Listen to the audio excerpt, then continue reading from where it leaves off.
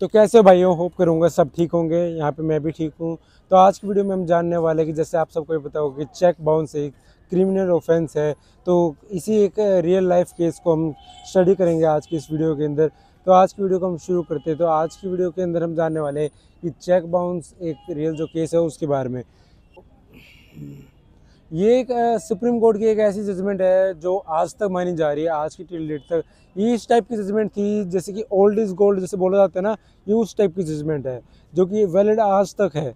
तो ये केस है अपना Modi cement limited versus Shri Kuchil Kumar Nandi का, जिसके अंदर जो हमारी मोदी सीमेंट लिमिटेड है वो एक सीमेंट इंडस्ट्री कंपनी है, सीमेंट मैन्युफैक्चरर है और सेलर है।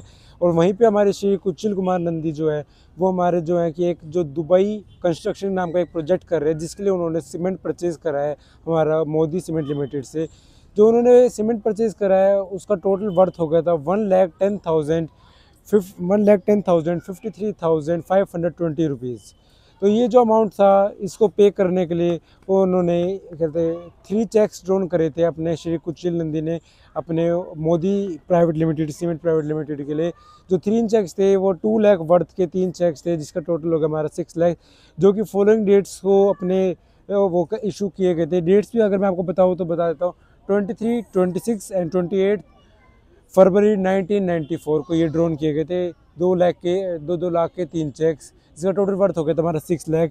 फिर उसके बाद जो चेक थे उसको इनकैशमेंट के लिए बैंक ऑफ इंडिया में दिया गया। चेक को इनकैशमेंट कराने के लिए अपना ये मोदी सीमेंट प्राइवेट लिमिटेड के द्वारा। तो जब उन्हें ये दिया गया तो उस दिन डेट थी हमारी 9 अगस्त 1994। लेकिन उस दिन उन्हें पता चला मोदी सीमेंट प्राइवेट लिमिटेड को कि जो ये चेक है इनको 8 अगस्त यानी उससे एक दिन पहले 8 अगस्त 1994 को स्टॉपेज में लगा दिया गया है, स्टॉपेज ऑफ चेक में।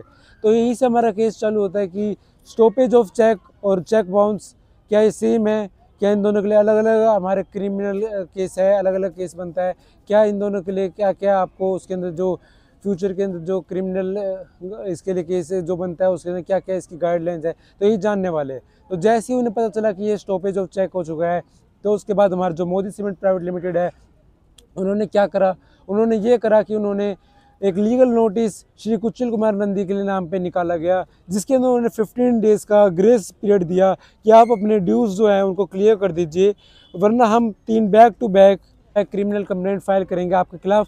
लेकिन 15 डेज़ का टाइम पीरियड भी ओवर हो गया, तब भी वो जो था हमारा जो वो अमाउंट था उन्होंने पे नहीं किया। उसके बाद ये केस गया हमारा जुडिशियल मैजिस्ट्रेट के पास। जुडिशियल मैजिस्ट्रेट के पास जब अपना ये केस गया तो उन्होंने बोला कि ये केस कोई है ही नहीं, इस केस का कोई बुनियाद ही नहीं है। हमारा जुडिशियल मैजिस्ट्रेट ने कहा कि इस केस का कोई बुनियाद ही नहीं है, ये कोई चेक बाउंस की केस है ही नहीं, ये स्टॉपेज ऑफ पेमेंट अलग होता है। तो इस केस पे वहाँ पे होल्ड लगा दिया गया, वहाँ पे हेल्ड कर दिया गया इस केस को। फिर मोदी प्राइवेट लिमिटेड को लगा कि यहाँ पे ये हमारे साथ सही नहीं हुआ, उन्होंने बोला जो डिसमिस कर दिए गए ये केस मैजिस्ट्रेट के द्वारा।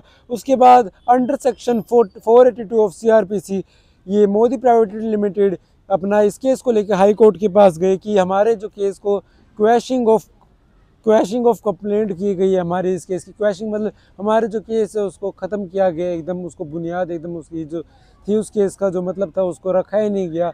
उसके बाद जब हाई कोर्ट में पहुँचे तो वहाँ पे बात हुई कि under section 138 of NI act जो हमारा होता है, जो चेक बाउंस का जो केस होता है तो वो होता है सेक्शन होता है कि वो इसको हाई कोर्ट ने भी इसको मना कर दिया कि ये केस के अंदर कोई चेक बाउंस जैसा कुछ हुआ ही नहीं है।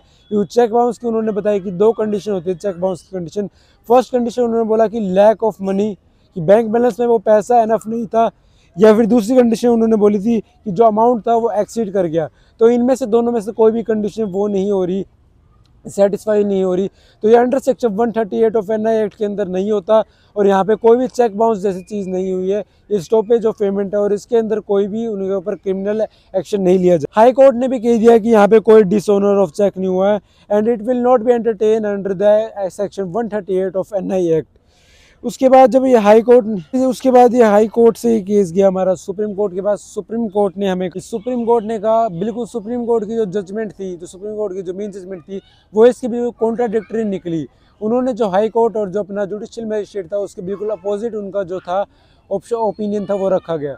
उनका ओपिनियन ये था कि अगर आप अपना चेक ड्रॉ करते हो, अगर आप अपना चेक फिजिकली ड्रॉ कर रहे हैं और उसके बाद अगर आप उसको बाद में पोस्ट कर देते उनके अंदर उन्होंने कहा कि अगर आप फिजिकली अगर आप चेक ड्रॉ कर रहे हैं और उसके बाद आप बैंक के थ्रू उसको स्टॉप करा देते हैं तो उसके अंदर वो चेक का डिसऑनर ही है। ये चेक आपने पहले दे दिया और बाद में आप बैंक से बोल के बुलवा रहे हैं कि ये चेक को स्टॉपेज करा दिया है कि अब ये चेक आगे नहीं पास होएगा। तो ये कैसा अलग बात है कि ये तो दोगलापन हो गया कि आपने पहले चेक भी दे दिया और बाद में आप मना भी कर रहे हैं।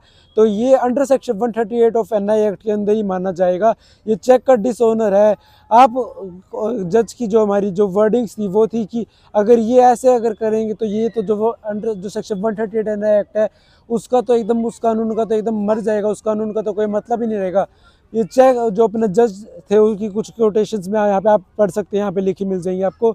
उनकी जो कोटेशन थी उनकी भी यही वर्डिंग थी कि अगर आप ऐसे करेंगे तो जो सेक्शन 138 ऑफ एनआई एक्ट है उसका कोई मतलब नहीं रहेगा और उसकी कोई वो होना ना होना एक बराबर हो जाएगा और उसका जो मतलब है वो एकदम डेड हो जाएगा। उनकी ये वर्डिंग थी।